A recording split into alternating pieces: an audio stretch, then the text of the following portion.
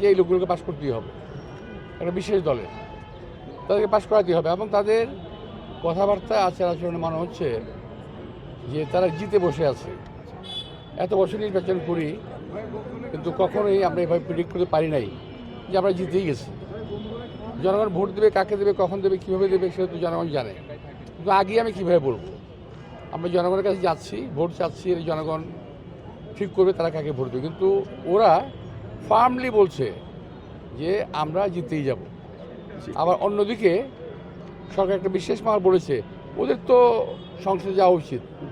একজন বিশেষ ব্যক্তি বলেছে, আমি নাম বলবো না, যে ওদের তো সংসদে যাওয়া উচিত। না না, এটা তো অংশগ্রহণমূলক নির্বাচন হচ্ছে, কিন্তু সঙ্গে পক্ষপাতিত্ব হচ্ছে।